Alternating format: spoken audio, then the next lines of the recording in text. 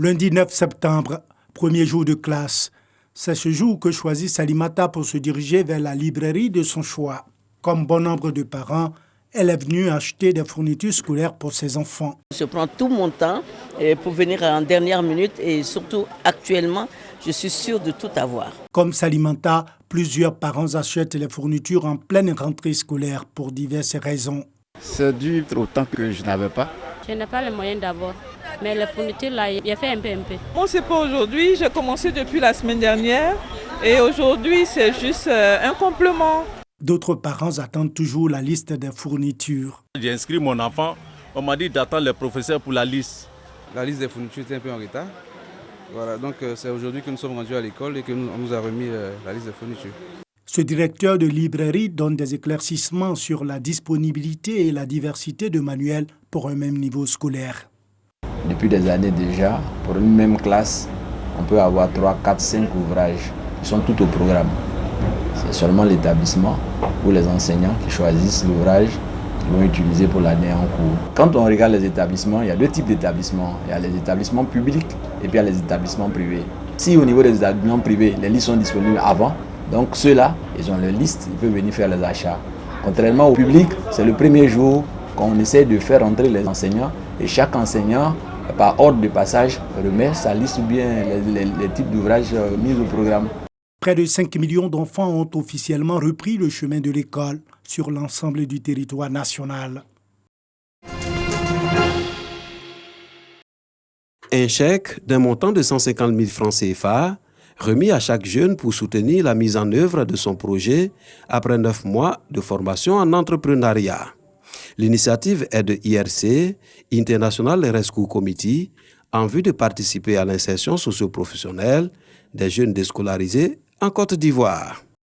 Pour ceux qui ne vont pas, qui ne sont pas allés à l'école, pour trouver des activités économiques saines, c'est un peu compliqué. Donc c'est en ce sens-là que ISC avec ses partenaires ont réfléchi sur ce projet pour pouvoir aider ces jeunes-là à s'insérer dans le tissu social. Le projet vise des jeunes de 15 à 24 ans. Donc tout jeune qui est déscolarisé ou non scolarisé qui se trouve dans cette tranche d'âge devient bénéficiaire du projet. 15 personnes bénéficient de ce financement d'un montant de 2 250 000 francs CFA qui leur permettra d'accroître leurs activités génératrices de revenus. Pour les bénéficiaires et leurs parents, cet apport financier apparaît comme une bouffée d'oxygène.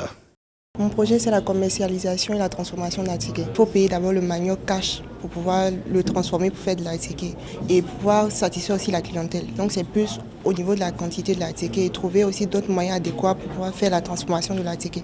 C'était ça ma difficulté. Je fais de l'élevage de lapins et la production des lapins aussi. Ce chèque-là est, on peut dire, bien arrivé pour pouvoir démarrer. Et en tout cas, je compte m'y lancer vraiment de tout cœur pour que mon projet soit bien et puis que j'arrive à, en tout cas, vraiment réaliser mon projet au fait. Demain, c'est elles qui vont prendre la relève. Donc vraiment, j'initie, je remercie l'entrepreneuriat et j'encourage que les jeunes quittent un peu cette tendance qu'on a à vouloir être dans un bureau. Le programme ProJeunes de International Rescue Committee concerne plus de 10 000 jeunes déscolarisés ou sans emploi. Ils recevront un financement d'1,5 milliard de francs CFA pour la réalisation de leurs projets dans divers domaines agricoles et commerciaux.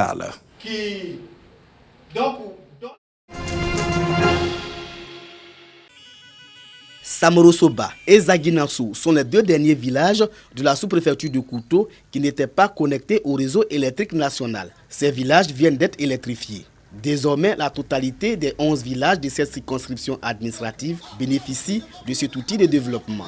Ici, nous faisons la pêche. On peut avoir des poissons à tout moment avec des frigos que les gens vont avoir à partir de l'électricité. Avec l'arrivée de l'électricité, on commence à vendre de l'eau glacée à Zaguinasso. Les commerces se développent, les boutiques s'ouvrent, les gens sont heureux. Tous les terrains disponibles ont été rachetés. L'électrification de Samorosoba et de Zaguinasso s'inscrit dans le cadre du programme social du gouvernement. De 24% en 2011, le taux de l'électrification de la région de la Bagoué est passé à 65% en 2018. la sous-préfecture de Saint-Purgo, qui, avant l'arrivée du président de la République, avait 4 villages électrifiés sur 18. Aujourd'hui, nous avons 15 villages électrifiés, donc nous sommes certainement même au-delà des 65%. La mise sous tension de ces 2 villages a été faite par le ministre de la Construction, du Logement et de l'Urbanisme.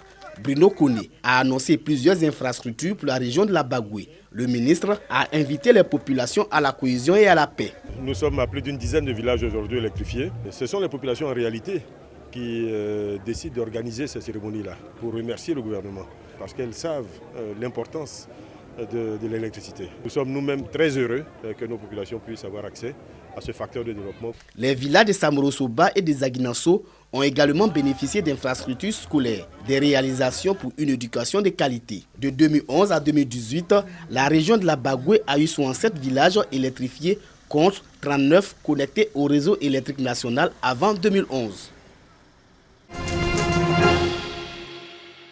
Sous cette tente installée non loin de l'échangeur de Marcory, ces fidèles de l'association islamique francophone Al-Sadek donnent leur sang. Un geste qui s'inscrit dans le cadre de la célébration de l'Ashura, événement qui commémore l'assassinat tragique de l'imam El-Hussein, petit-fils du prophète Mohammed, prophète de l'islam. Une façon pour eux d'immortaliser la mémoire de l'imam El-Hussein, mais aussi sauver des vies humaines. J'exhorte tout le monde à donner son sang, voilà, parce que c'est bien, ça sauve des vies. Peut-être qu'un jour vous en aurez besoin. Et voilà, donc il y aura peut-être du sang pour vous aider. Le sang dans notre corps, il se renouvelle à tout moment. Du coup, si on enlève un peu pour donner aux autres, ça ne fait pas de mal à quelqu'un. Ce n'est pas une obligation, mais c'est un devoir quand même. Pour traduire leur reconnaissance et leur solidarité à l'imam El-Hussein, les fidèles se frappent durement la poitrine. Après plus de 13 siècles, l'Ashura représente pour la communauté musulmane chiite la victoire du bien sur le mal, mais aussi le triomphe du sang sur l'épée. L'imam El-Hussein, il s'est sacrifié, il a sacrifié sa vie, sa famille, ses enfants. C'est pour toute l'humanité. Ce n'est pas seulement pour l'islam. Il a donné son sang pour sauver des vies. Et c'est ce qu'on essaye de faire aujourd'hui. Quand on voit que l'autre a besoin de notre sang, on doit sacrifier notre sang. Comme l'imam El-Hussein alayhi salam, nous devrons faire la même chose. Selon les responsables et les membres de l'association islamique francophone Al-Sadek, chaque année, ce sont plus de 600 poches de sang qui sont prélevées par le centre de transfusion sanguine. Il s'agit pour eux d'éterniser le sacrifice de l'imam El-Hussein par cet acte de solidarité, de générosité et de fraternité.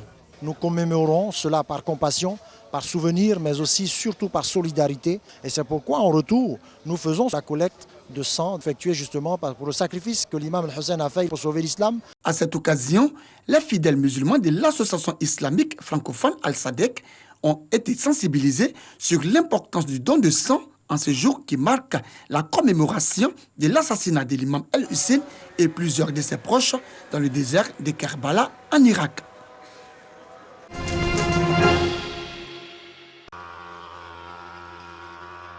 Des maisons passées au fumigène, un moyen plus ou moins efficace pour se débarrasser des moustiques.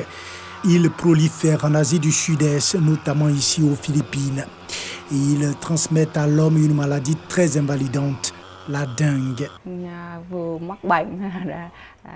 Quand j'ai attrapé la dengue, cela a non seulement impacté ma santé, mais aussi mes revenus et par conséquent la vie de ma famille. La dengue ressemble à une grippe et touche surtout les jeunes. Mais une expérimentation est actuellement en cours au Vietnam et elle semble très prometteuse.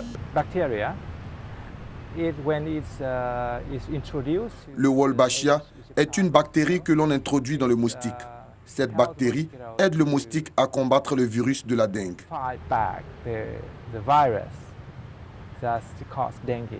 L'expérience est menée dans 9 pays d'Asie du Sud-Est, une région où la dengue a tué 1800 personnes depuis le début de l'année.